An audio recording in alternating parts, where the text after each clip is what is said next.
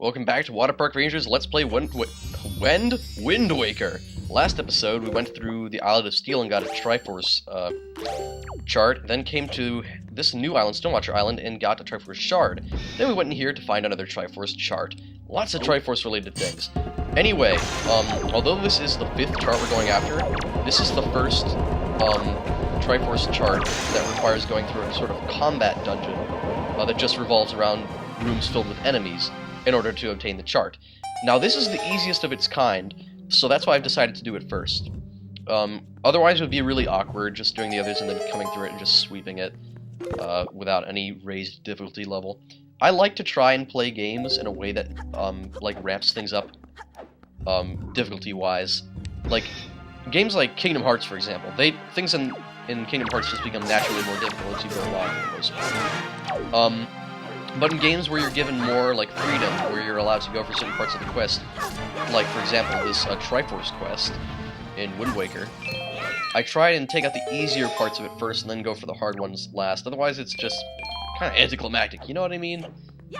Also, that's the same way I play through Pikmin 2. Like, I tend to just try and do the easiest dungeons that I can find first and then go after the harder ones. Oh yeah, now I think about it, I also do the same thing for Final Fantasy Crystal Chronicles. Well, I should say did. It's been years and years since I played that game. I think I played through the levels... Actually, never mind. All the levels in that game were hard as hell. So there's no excuse. Also, man, oh, never mind. I was like, is the room that simple? So, 3 red Wizrobes in this room. So far, very meager opposition, but it's more than you really have to deal with from the standard dungeons in the game, I suppose. It's like more clusters of enemies. It's different from what we're used to. Just kind of fighting them as we go. Now we have like designed combat encounters with them. Oh man. Super stunning boomerang, do your stuff. These things are fun to fight. Was that the first hit that I'd taken so far in this challenge? I'm not sure. I haven't been paying attention to my damage. You know, damage never lasts. Oh, that was sick. Even if your parry doesn't always, like... Oh, that was awesome, too. Even if your parry doesn't always connect, and these guys are putting up more of a fight than I would have expected. It's still cool to use to see it as a dodge. And yeah, we got the Joy Pendant just before it vanished. There's something strangely satisfying about that. And once you clear all those 4 rooms and light the torches, in the center room you get 2 Dark Nuts. So while he's doing a stupid little pose, let's cut off his armor. So yeah, they can cut apart pillars with their immense strength just using their sword.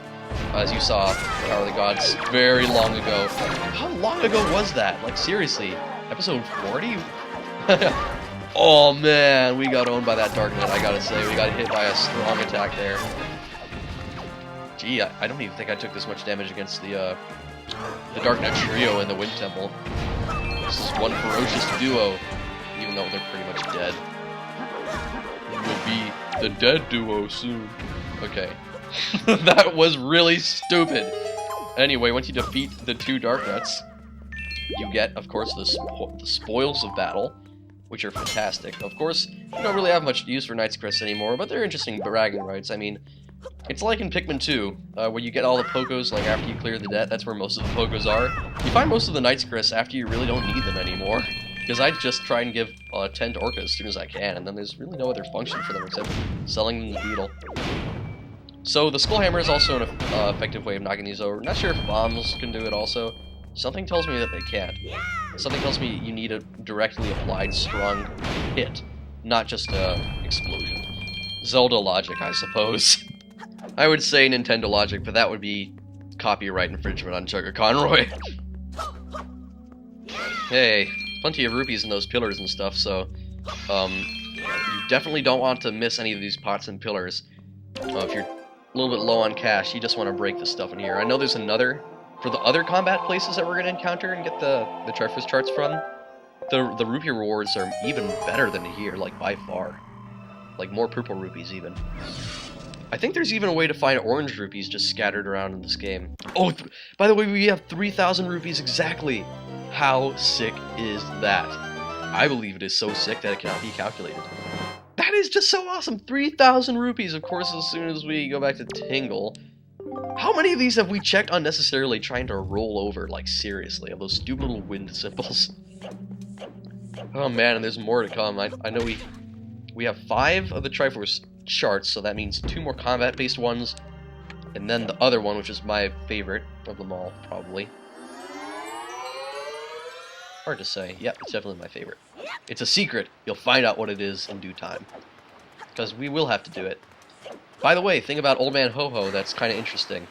I used to think he was just one character, but in Phantom Hourglass, turns out that there's actually a whole race of beings that look like him.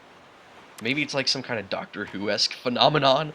So they're supposed to come from like a land called Way-Away or something. It's been forever since I played Phantom Hourglass. I technically never owned the game, so I don't really remember.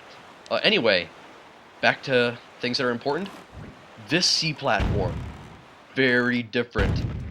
There are no less, we'll just let the tide carry us in a while, that way it doesn't catch us on our way up.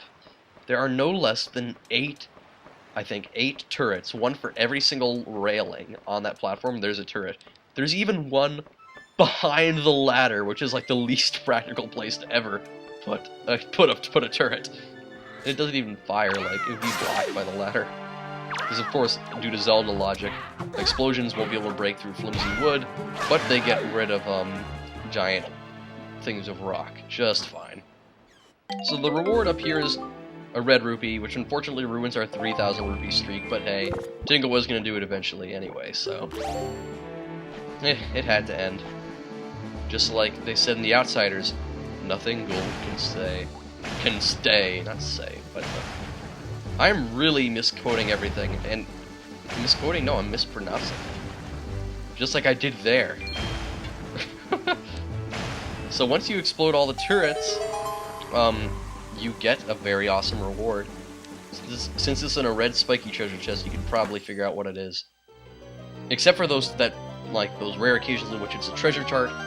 This time, it's a piece of heart. Awesome! We just need one more and then we'll have 19 hearts. Like, this is great. It's really amazing to have this many hearts. It's not required at all to beat the game. The first time I finished the game, I think I had probably 12 hearts? I don't know. It's been a while. I can't remember. Now, believe it or not, I've had a look at my Word document recently that showed our list of things to do. Turns out there is one more reef that we haven't visited yet. It's in this compass direction. It should take us to the only reef we haven't visited. It's, I think, directly north of Outset. Five Eye Reef. See you right over there. Okay, we're here at Five Eye Reef, not at the actual reef, but inside the quadrant of the reef. This quadrant, infamous for Gyors, the dangerous shark-based, the shark-type enemies of this game. They're so cool. Just like, watch what they do. I think it's gonna happen when we climb this up. They circle around the ladder. How badass is that? That's so cool! Of course, the platform kind of crushes them underneath the sea, but look how awesome that is! Like, freaking sharks! This game is like 1,000 times better knowing that those enemies are in it. Too bad that they die so easily, though. What's really weird is defeating them with a bomb, I think. It doesn't actually just cause them to explode like it would a normal enemy. It causes the corpse to sink, and then resurface and just float for a little while and then explode. Really, really grisly for Wind Waker standards. I mean, there's like no blood, you know. Golden Feather! Oh! Oh. Oh my god. Urgh. Please let there be something good for the turrets. Please tell me that this wasn't just another pointless platform. Okay, one more. It was pointless. Alright, we're gonna go on to the actual Five Eye Reef next episode. So, I'll see you then, and we'll finally be done with all the reefs in the game.